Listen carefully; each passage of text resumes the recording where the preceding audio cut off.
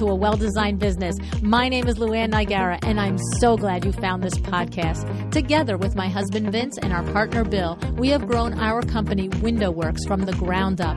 So I know and I understand the challenges you face in running your interior design business.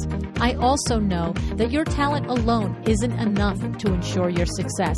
So on this podcast, we talk about strategies and practical steps to help you grow your business. But make no mistake about it, we have our share of fun here too, mixed in with those aha moments that I love so much. This isn't fluff. Nobody has time for that. Whether you are a new interior designer or a seasoned designer, I am here to help you create and to manage the kind of interior design firm that you dream of. It's straight talk and it's action. Are you ready?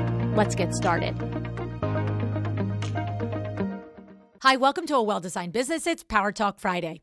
We all know that marketing matters, but often when I'm talking to newer business owners, I realize that often marketing is misunderstood, especially when it comes to marketing to the luxury client.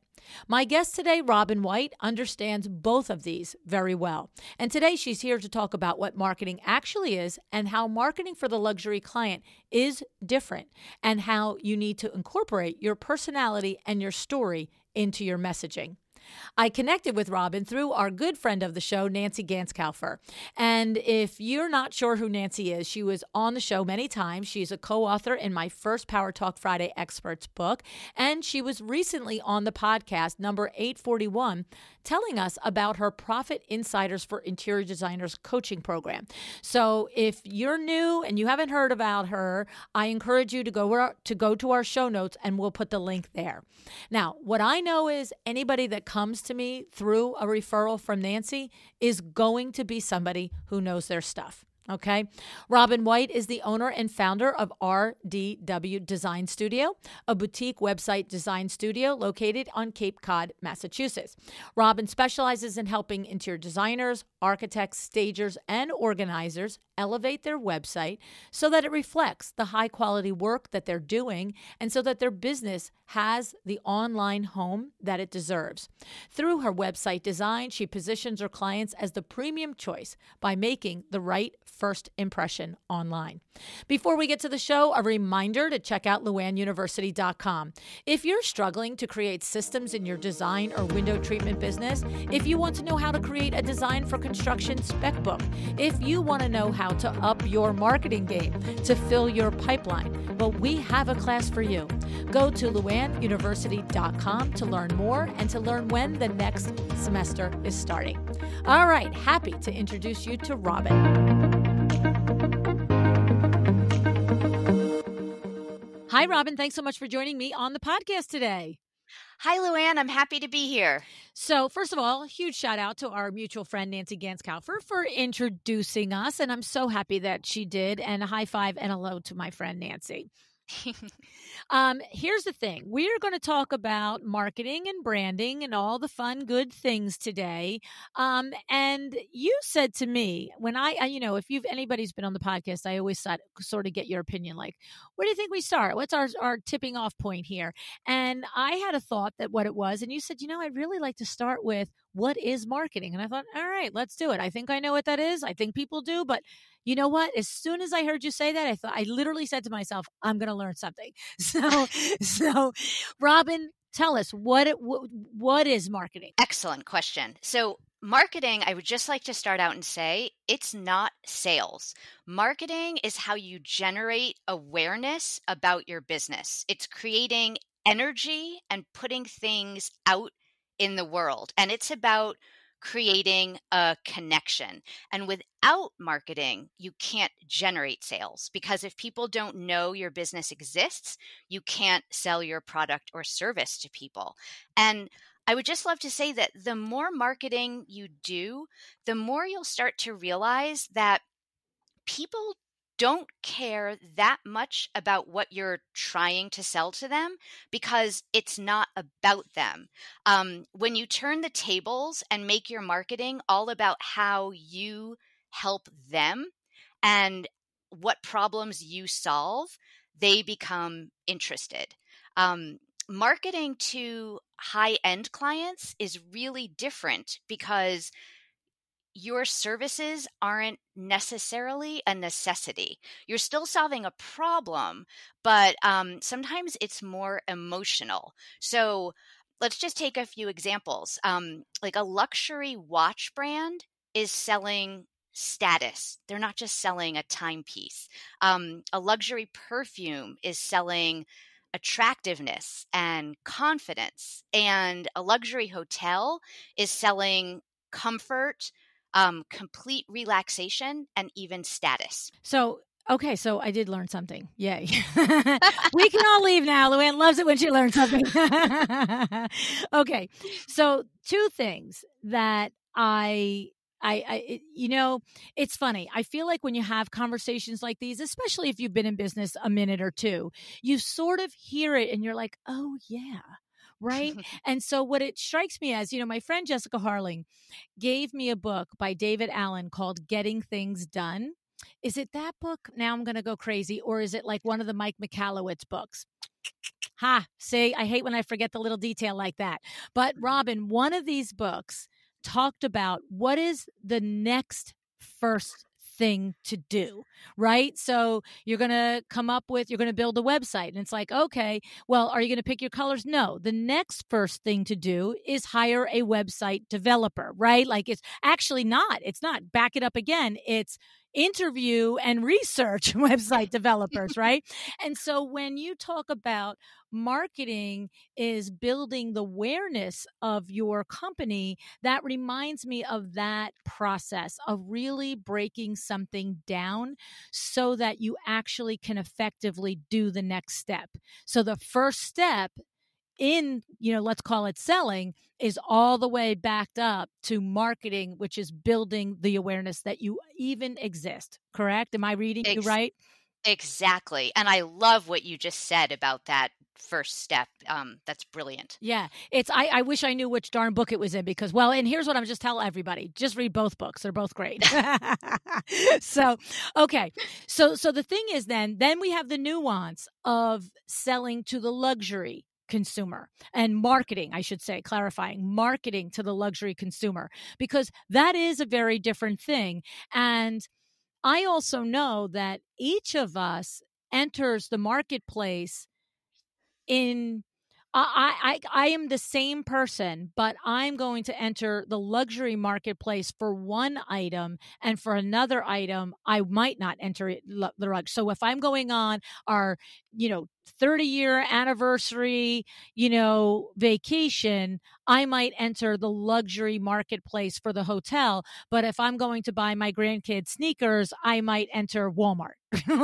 So I'm the same person, but different things have to market and call to me. And if we restrict this conversation to luxury, I think it'll make more sense for our purposes. Do you agree? I agree. Okay. So is the next thing in this conversation, once we understand exactly what marketing is, do we then need to clarify marketing to the luxury client? Is there another nuance there? The luxury client is somebody who buys very differently and looks for very different things than, let's just say, your average consumer.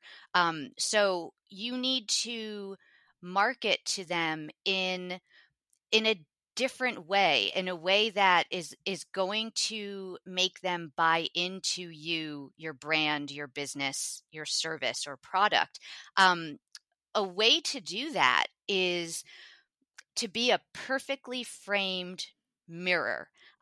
If the high-end client is your ideal client, your dream client, they want to see what they want reflected back at them. So they know that they can trust that you can deliver.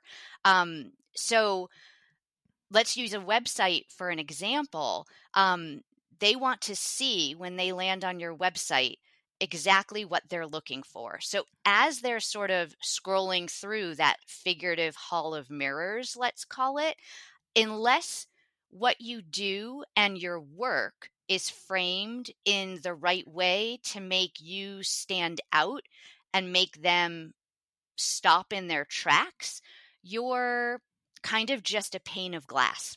Mm. Okay. So I get this. What you're saying to me, check me, is I've used the example often on the podcast. One time I was at a live event and a designer came up to me and said, I'm having a hard time attracting the luxury client. I'm a luxury designer. And I happened to say to this designer, let me see your website. And I looked at it and it was not luxury. It was, basically a combination of a window treatment website and a design site. And I just said, here's the disconnect. I'm looking at, when I scroll through enough to look at your portfolio, I agree. You have the chops to confidently declare I'm a luxury designer. But the website was talking to me as if there was a combination of maybe I'm going to get a deal on Hunter Douglas blinds and maybe this is going to happen and maybe that is going to happen. So it's that, like when you say the reflect the frame in the mirror, is if I'm a luxury client, I'm looking for a luxury interior designer. When I actually look at the interior designer's website, everything has to reek luxury as well. Yes, it all has to fall into place. And I love what you say about the woman whose work was luxury, but her website wasn't. And that kind of goes back to your brand foundations, and knowing very clearly who your ideal client is and having a true understanding of what their problems are, what words they use, how to speak to them, empathizing with them, and also understanding that, this is something really interesting. We all make snap judgments, and first impressions are so important. And if they land on your website, and even if it's a referral, let's say their best friend down the street worked with you and loved what you did and referred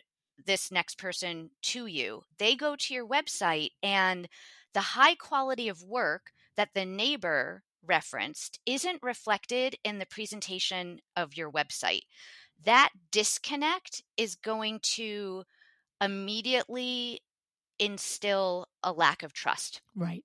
Right. It feels like which one is the lie, right? Yes. Now, yes. You have a little bit lower latitude there if they actually saw the finished product, right? But how often is that the case? Most people are coming to your website, finding you from a Google search or a casual acquaintance or an Instagram post or something like that. And it's so funny because I've also used, I don't know, with in a live presentation or on the podcast, I've used the example of when you go to refer somebody to a restaurant, and if the referral is, oh my goodness, they have the best, pasta vazul, but don't judge the way the restaurant looks. Like it's a dive, it's gross, but sit down and order the pasta vazul and the, the penne bolognese and you're going to be thrilled. It's like, if you have to give a but with your referral, like there's something wrong, right? Mm-hmm. Mm-hmm. Yeah. Exactly. Yeah. Exactly. Yeah. So, I mean, and we've all been there. We've all been there, whether it's, a handyman that we refer, it's another trade, it's a business. We've said, oh my goodness, he does the best work ever, but he's never going to call you back, or he's going to be late every time he comes. Like that is not how the luxury client operates. They want all the, pistons firing on all the things, whatever that expression is, right? Yes, absolutely. And for them, it's an experience. You have to give the right customer client experience to them. It's not just about the service that you provide, but it's the journey that you're providing with your service. They have an expectation of receiving that from you. That needs to come across in your messaging, in all of your social media posts, in your website, all of your marketing efforts in your print, that you're delivering on this special journey. Mm-hmm, mm-hmm. It's funny because I do think that business owners can underestimate the importance of telling enough about not only yourself as a person and the team, if you've got an in-house team, and I've seen designers include their outside vendor teams too. I mean, it can be effectively done. I think that people can tend to underestimate that importance of really telling about A, who you are as a person, and B, what it actually is to work with your company, what the steps are. I was looking at a designer's website recently, and it was like, you know what I used to say on the show all the time? If I read your website, if your name isn't even on there, that was the case of this recent one. The name of the designer was nowhere on the website. The state, location, nowhere on the website. Nothing about process and service. Beautiful portfolio. But I cannot tell you how, first of all, as doing what I do, I'm just like, how in this day and age is this happening? But secondly, just as a garden variety human, I'm saying there's nothing here that compels me to reach out. The beautiful work is not enough. And what I have often said to interior designers is, if I can read a page on your website and I can substitute any person's name for this because there's nothing so specific that is only you, then you haven't done your job in really explaining to me who you are and what it's going to be like to work with you, right, Robyn? Yes, yes, yes. I love everything you just said, LuAnn. And oh my goodness. So one of my biggest pet peeves is going to a website and not seeing where they're located, what their name is, and oh my God, a picture of them. That is the name and the picture of you. It is so, so important for building that know, like, and trust factor that we all hear so much about. How can a potential client start to feel any trust in you and your business if they don't know your name and they can't see a photo of you? And how can they let you into their home not having that basic information? I won't even go down the tangent of the location part of it, but yeah, it's mind-boggling to me. And then to speak to your next point about the process, what is so important in your website and all of your marketing is what makes you and your business unique. You know, there's a ton of other web designers out there. There's a ton of other interior designers out there. And we all bring something unique to the table. We all have had different life experiences that have prepared us to do what we do in a unique way. And it is so important to share that story with your potential clients and in your messaging, because people are going to hire people they feel a connection with. Mm-hmm. So, you know, sharing these experiences is so very important. And, you know, if you have a unique way that you do what you do, if your process is a little different, by all means share that so people can see that you have a really interesting way of working. And I have found I think it's getting much better, especially since the beginning of the podcast and the interviews that we've had to now. That tends to trip people up right there. Well, what is unique about me? In the beginning, we used to always call it our Fred Burns only, right? Because Fred Burns would come on and say, "What is the only thing that we can say about you?" We'll put it on there, and so it does trip people up a little bit because I think that people forget how special and unique they are, and they also forget that it doesn't have to be a big differentiator, right? Yes, exactly. And I'll just say, don't worry if you can't figure it out right away. Sometimes it takes a little bit of time. And I'll use myself as an example. When I started my business, I was using something different than what I'm using today in terms of what sets me apart and makes me unique. And when I look at that, I was like, how could I not have seen that from the get-go? And I just didn't. It took me a while.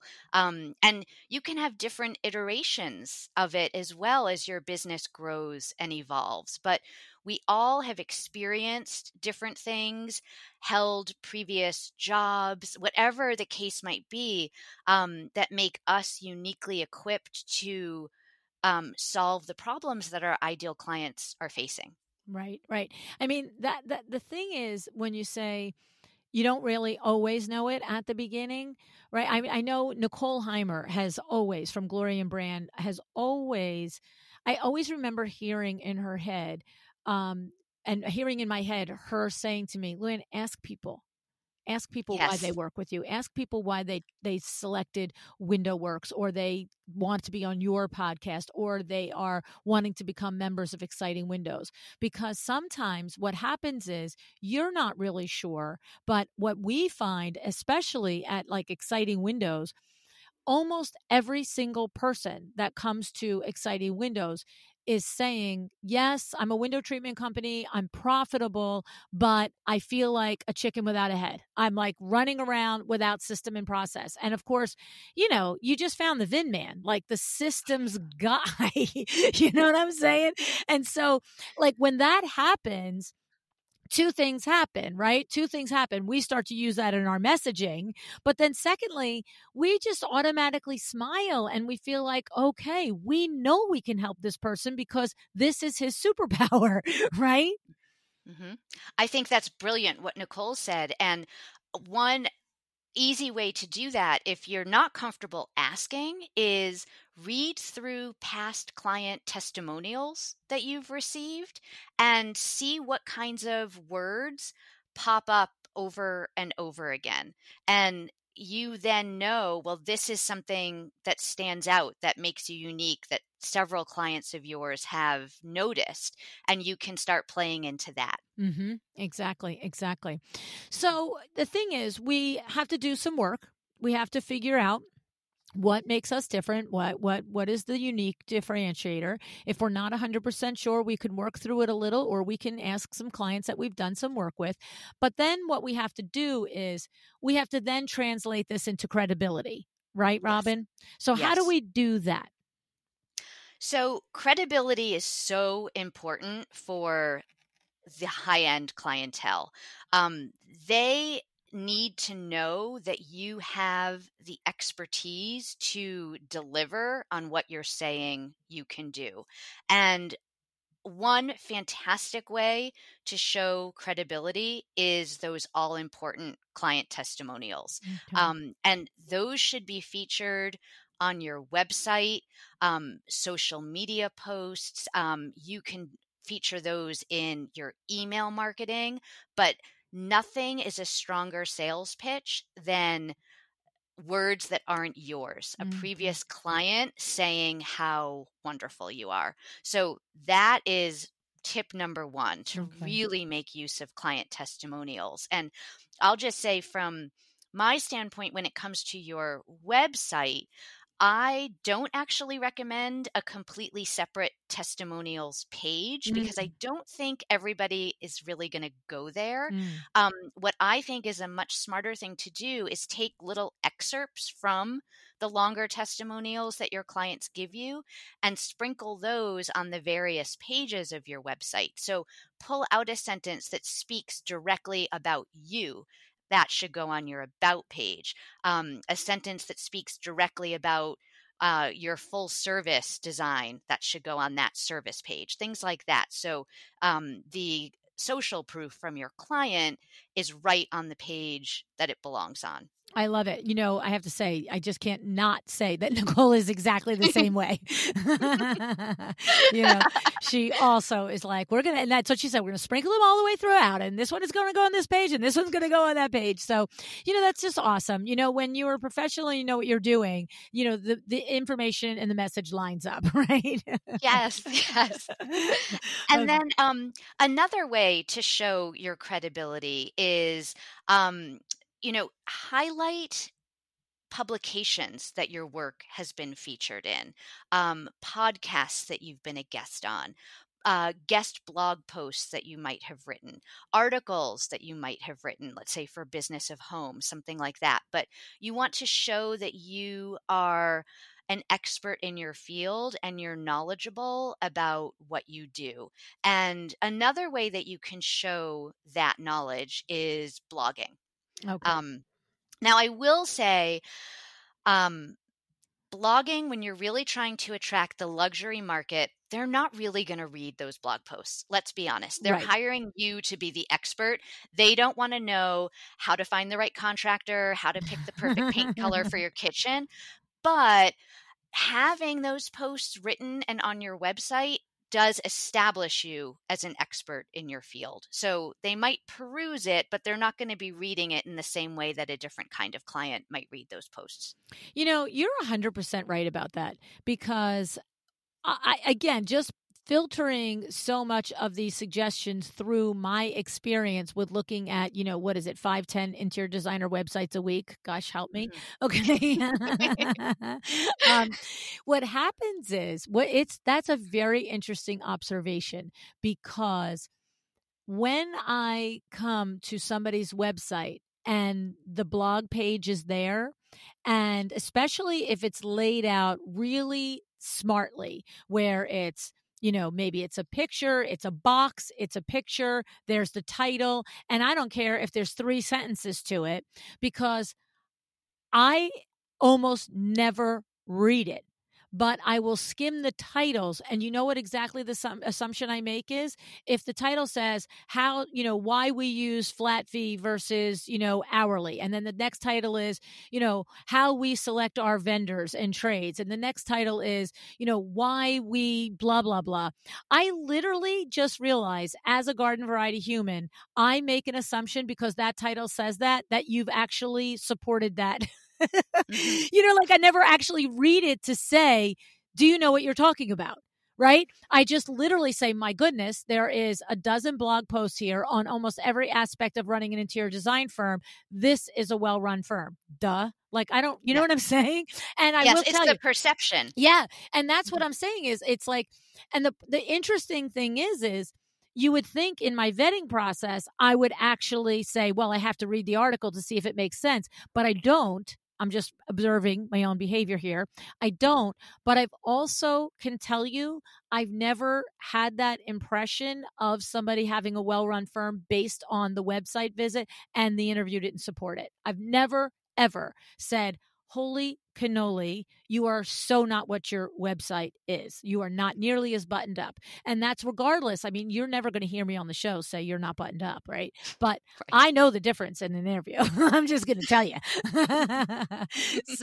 So that's an interesting thing, because the perception, it's so almost like if you go back to your example of the watch, right? If the watch is, I don't know what watches cost, if it's $10,000, but it comes to me in a plastic bag, like a Ziploc baggie, like you get sometimes jewelry at a costume place, I'm going to look at you like you're out of your mind, right?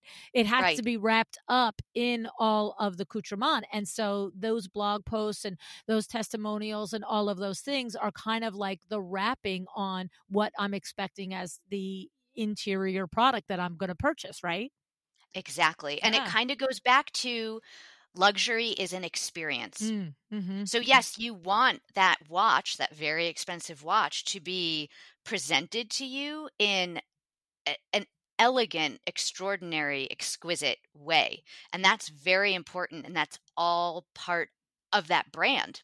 The box it's in, the bow that's around it, the bag that you carry it out of the store in, it's all a part of it. And that's why, that experience, that client journey is so important. Definitely. Okay. So now, Robyn, we've talked a little bit about, understanding who we are, what we do. This is getting a grip on our brand, right? And really, I think what we're saying is, this is the foundation of everything, of you first understanding your brand and then the messaging and communicating it. Is there other ideas or concepts surrounding that you would want to share before I move on? Absolutely.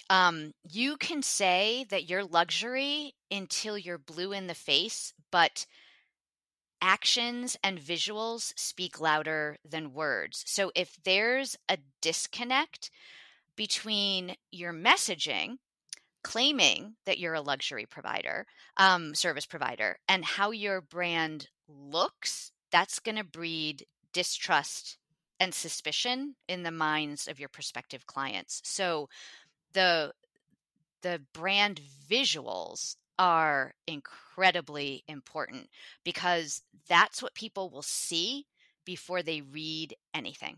Okay. Okay. I mean, and it's true. Most people are not going to do a deep dive on the reading. They're going to do the Mm-mm. skimming. Exactly. Right. Exactly. Right. And it's really important that the way your brand is presented visually comes across as elite and exclusive and unique because that's what they're looking for. Mm-hmm. And it has to go along all touch points, correct? It can't just be, oh, my website is good and, and my social media isn't. It's like almost don't have a social media if you can't feed the beast at the level that you are portraying on the website.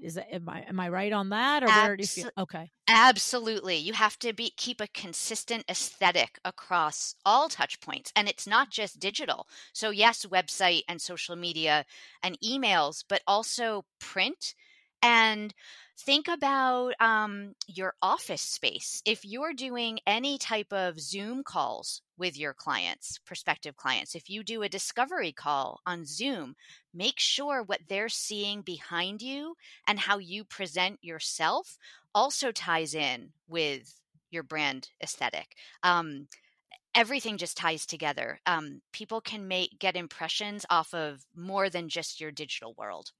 That's an outstanding observation. I have to tell you, the simple thing if you're doing Zoom calls, because in the last 2 weeks, I've had 2 podcast interviews that I'm now randomly saying to people, we say clearly, it's no video, no video.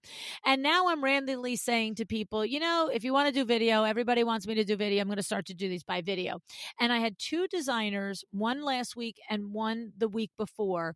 The one designer was like, okay, that can work, but you got to give me 15 minutes.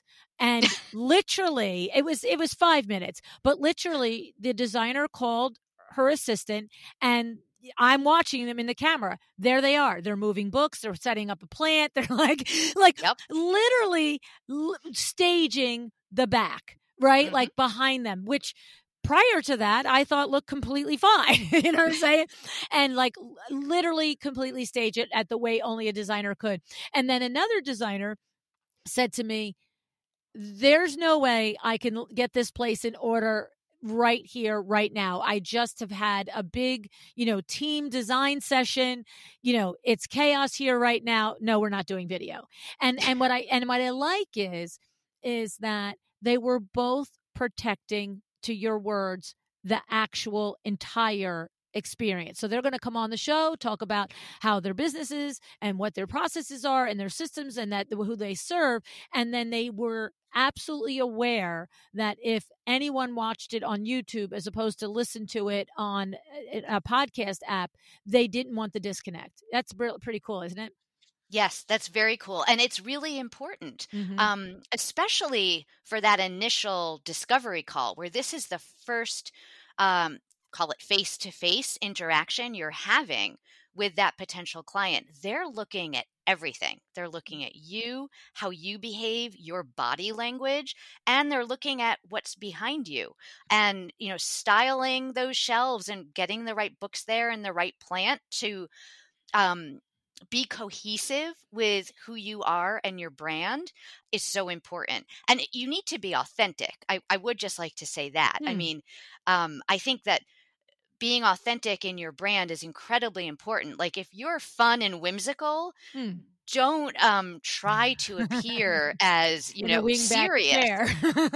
Yeah. I mean, be who you are, be authentic, because if you're trying to be someone you're not and you're trying to speak a way that doesn't come naturally and you're setting things up in a way that's not you, that's going to come across and that's going to build distrust too. Mm-hmm, mm-hmm. Yeah, no, I mean, it's so funny because I can't remember who the podcast episode was with, but it was way back in the beginning when I was really honing my knowledge on branding and, the cohesiveness of your message and all the things. And I can remember making the wrong assumption that if you were, and I remember saying, like, we were having this conversation about the luxury client and attracting the luxury client and everything looking the part and feeling the part and all of it aligning. And I remember making a wrong assumption saying, so honestly, then, so I'm not going to think I'm going to attract the luxury consumer and then show up on the first visit in, some funky cutoff jeans and a t-shirt, and totally expecting whoever the branding expert was on that episode to say, absolutely not. You've got to, and she said, unless that's the look of your brand. And if Yes. that's already been communicated through your website and through your social, then they've hired you thinking, I want this person who is going to deliver a quality experience, but is going to show up in flip-flops or sandals and some, cut up jeans. And I was like, oh, and that was a big aha for me. I remember that. Yeah. And that was the beginning of understanding that whoever you are is okay. It's just be that person in every place that you show up, right? Absolutely. And there's no right or wrong. Right. It's whatever is true to you. And then you just want to be consistent and cohesive across all elements and everything that you do so that you're coming across as authentic. Yeah. If you're a cutoff jeans, flip-flops, and t-shirts kind of person, let that come across in your brand and how you are and how you speak and what your message is, and people will buy into that, and that's great. Yeah. And if that's not you, then don't try to be that. Right. Yeah. I remember the aha for me was it doesn't matter if my style is super casual or my style is super tailored. What it matters is I don't have all my about me and all my headshots and all my things on my website showing me in a suit and, my clackety clack heels and all the things sitting on the edge of my desk as an interior designer and show up in flip flops, because then it seems like you weren't important to me today to get dressed. Whereas if you see what I'm saying, right? Because the message is your website says this is what you think is the professional look for an interior designer, but yet you didn't wear that to my visit. Whereas if your whole website is you sitting with your dog and you've got your cutoffs and then you're at the beach and blah, blah, whatever the things are, it just has to be the same. And that's pretty cool. Yes. Oh, okay. And that goes back to credibility as well, LuAnn. Right. Showing up in person as you're presenting yourself online is part of that credibility. Mm-hmm, mm-hmm. Yeah. I love it. Okay. And so, so we do the work, we figure out who we are, how we establish ourselves, how we separate ourselves. We ask our clients if we need to. Then we start to make sure that all the visuals and the actions and the words all line up. And then I guess the final thing is really, I mean, we touched on it a little bit, but really understanding how critical that first impression is if we've missed a step. Do you agree? I agree. Yes, because you only get one chance to make a first impression. And we can call ourselves the least judgmental person on earth. We're still judging everything that we see, and people buy in to what they see. The actual attracting and booking premium clients isn't necessarily about how great you are at what you do. It's about how great people think you are. And that's all part of that first impression. Right. So, for example, if an average company invested into looking premium and built that facade, they could convert better than a business whose services are really top-notch and stellar, but looks cheap and DIY. Right. Yep. It's a tough thing. It's a tough thing to overcome. That's what it is. I think that's the critical thing to understand, is that if you have that disconnect out there, whether it's from your social to your website, or for your website to showing up on Zoom, or from your Zoom to showing up in person, whatever the disconnect happens, once it happens, it's a pretty big alarm bell in the client's mind, right? It really is, because again, that kind of goes back to that know, like, and especially trust factor. Mm-hmm. Um, why are you putting out one thing into the world when you're delivering something else? And that disconnect causes distrust. It also kind of shows that you're not as maybe confident as you should be. Maybe you're not as confident in the amazing work that you produce if your visuals and your messaging aren't all in alignment with your fabulous work. Mm-hmm. And that confidence is incredibly important to attract a luxury client. One thing that I wonder is, Mm-hmm. I'm super lucky to have Nicole Heimer, and she is the creative director for all of our brands and all of our companies. And she really is the steward, and she really does guide us in everything. She'll look right at me and say, "No, Lou, you can't have that." I'm like, no, you can't do that. You can't have that. We can't put that up there. And I'm like, "Oh, okay. I thought it was great." She's like, "No." Right. So I'm super lucky. And I'm sure your clients feel the same way about having you with them hand in hand. But the thing is, what happens when you're starting out and you are, not necessarily in a position to make the type of financial investment in companies like yours and Nicole's that are at the higher end of the food chain for this? Is it and is it that better to have one or two great pages on a website than 6 pages that are ridiculous? Or is it better to just have a page that says coming soon and acting like it's in construction? Like, there's a lot of younger, newer businesses. So I don't mean younger people, but younger in businesses that a website is a significant investment, and we're talking about it like it's a non-negotiable. Mm-hmm. Right. So it's such a great question, LuAnn. I actually will often recommend to brand new business owners who come to me for a website that they shouldn't invest in a custom website yet. And the reason for that is I really believe for most businesses, within those first 2 years that you're in business, so much changes. So you can start out saying that you are going to offer X, Y, and Z as your services, and you're going to focus on this as your target audience. And, you know, 12 months in, you might decide you don't like doing Z, you don't want to offer that service anymore. That target audience isn't who you enjoy working with. You want to switch it to this. And I just feel like so much evolves. You learn so much about yourself, who you really like to work with, what you really like to offer as a service, that um, I going the template route or even DIYing it yourself in the beginning is perfectly fine. Okay. So the option is really the template route and doing it yourself, or even if you have Mm-hmm. to pay somebody $20 an hour because they're, it's probably, one of your kids or their friends, right? Right. To Yeah. do it. And then as your business grows and evolves and you have much more clarity on everything, I feel like that's when it makes more sense to do the investment and working with a professional and getting a custom website that's strategically designed for your specific business. Right, right. I love Yep. it.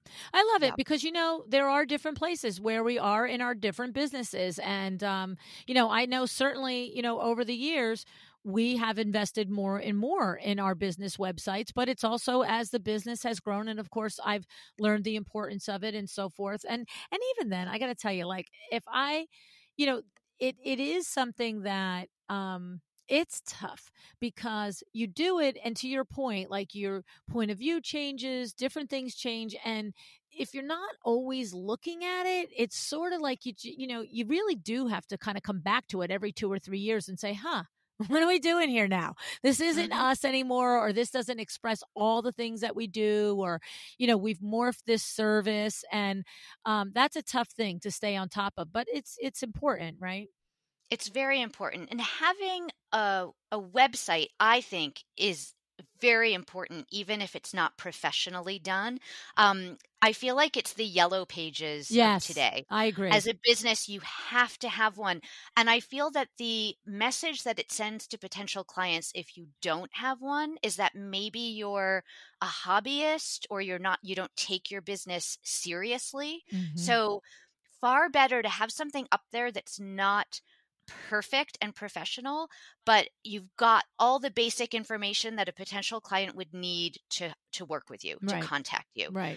to see your portfolio. And let's be honest, when you're first starting out, you probably don't have the budget for professional photography for your portfolio either. Mhm.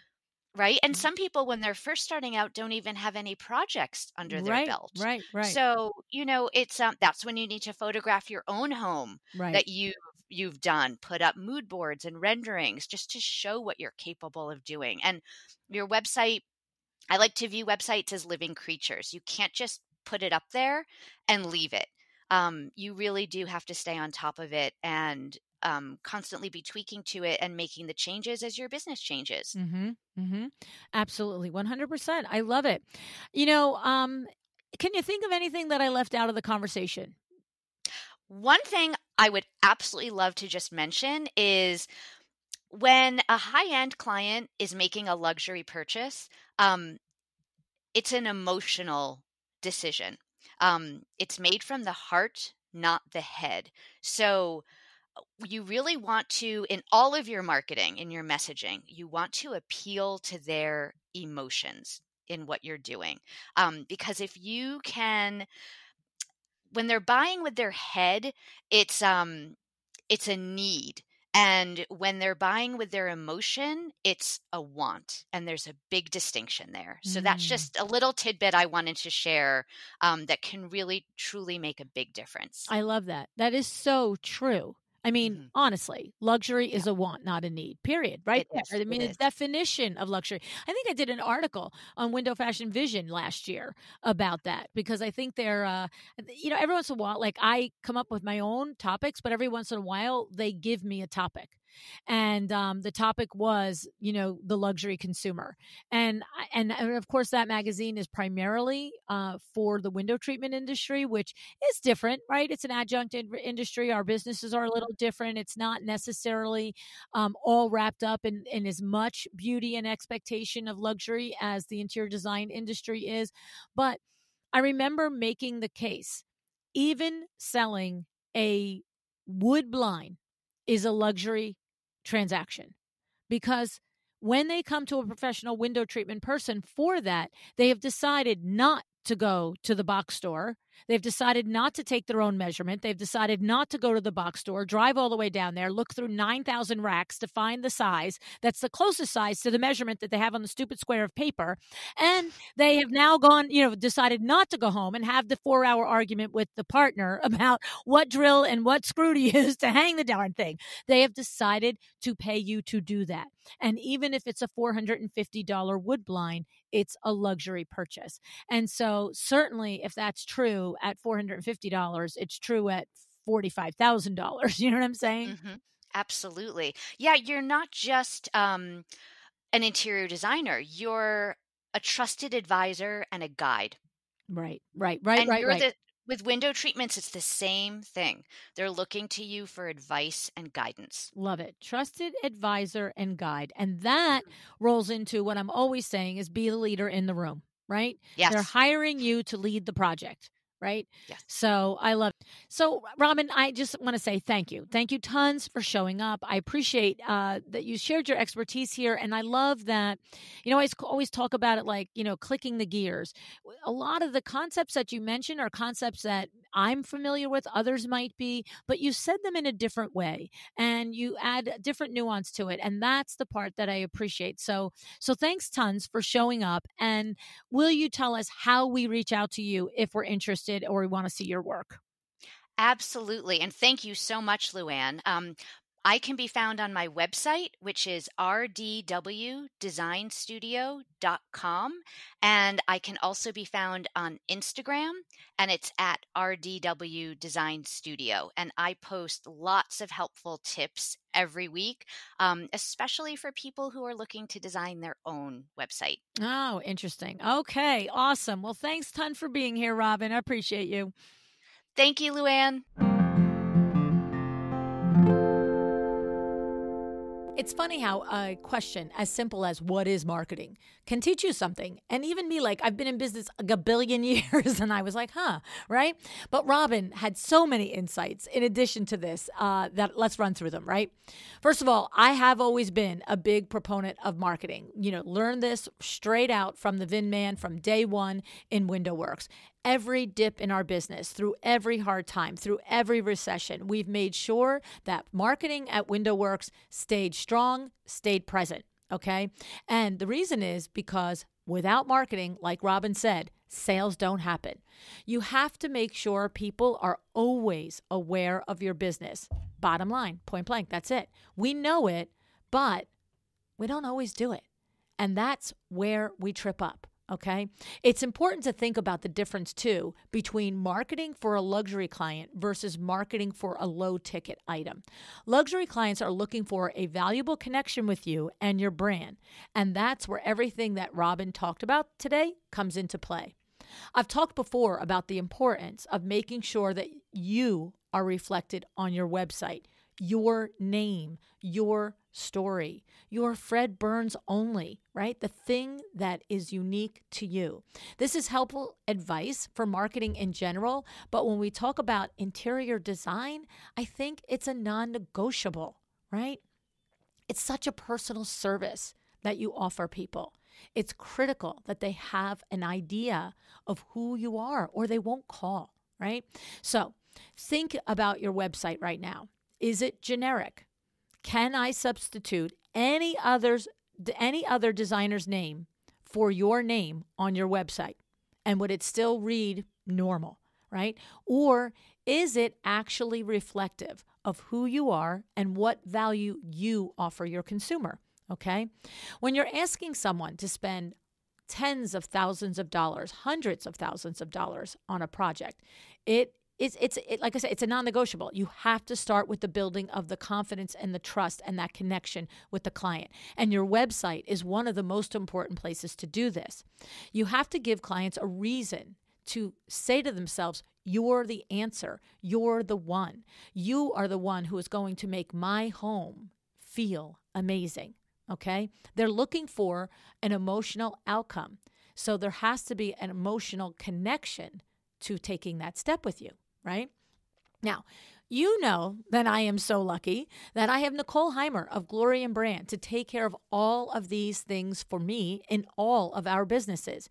Each time we work on a project with Nicole, whether it's a website, a landing page, a new product, a class, a course, whatever it is, she is always prodding us to dig deep and answer the questions. Lu, why are you doing this thing? Lu, how will we do this thing? Lu, why does it matter to the consumer? And Lu, what will the consumer get and how will they feel once they have it? She constantly presses us to do this work. And that is the key to this, okay? Now, I know there is that in-between time in your business. So whether you're at the stage where I am, where I do hire professionals for most of the things, or you're at the stage where you can't hire out all of the things yet, right? It's like I always say to you, you spend your time or you spend your money in all of your decisions. Think about it. Your house, I'm sure, your house gets cleaned every week. Are you the one that does it? That means you're spending your time doing it, right? Or if you have a housekeeper, that means you're spending your money doing it. So think about it in just clear terms. Am I going to spend time or money? And when it comes to your website, it's the same decision. And Robyn herself said that sometimes she actually counsels new business owners to hold off in the big investment of a professionally done website because in the first couple of years of business, you might be still trying to figure out and discover your Fred Burns only, okay? And it might morph and it might change.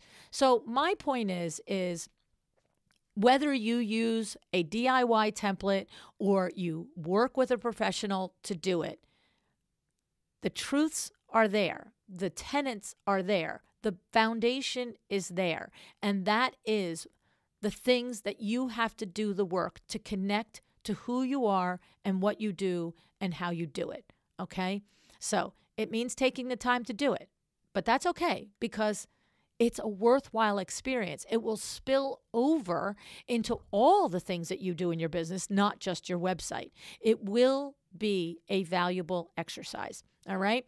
So if you're looking at your website now and wondering what's not working, you know Robyn mentioned that she has a great resource for you. She will personally take a look at your website and tell you the top 2 things you can do to make a powerful change. You can head over to rdwdesignstudio.com website-upgrade to sign up for it. And also, don't forget the first Power Talk Friday Experts book. We have Nicole Heimer's chapter where she also walks you through some of the exercises to do to start this deep work, right? So lots of ways for you to get this done and get it done right, whether you do it yourself or you work with a professional. The critical thing is, I'm a broken record on this. I look at all of your websites. I spend hours and hours every single month doing this, and it breaks my heart. It truly does. Every time I see a website that doesn't tell me who you are. Okay? It's too big of a purchase in interior design. It's too personal of a purchase in interior design for you not to show up on your website. Okay? Really show up. All right? All righty. Thank you, Robyn, so much for your insights today. Truly appreciate them. Thank you for showing up. I appreciate you. And, decide to be excellent.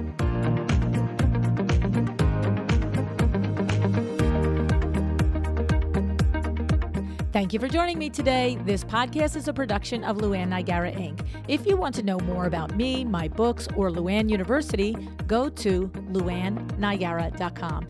And if you are interested in having WindowWorks help you with your next window treatment or awning project in the New York, New Jersey metro area, go to WindowWorksNJ.com to learn more. Have an excellent day.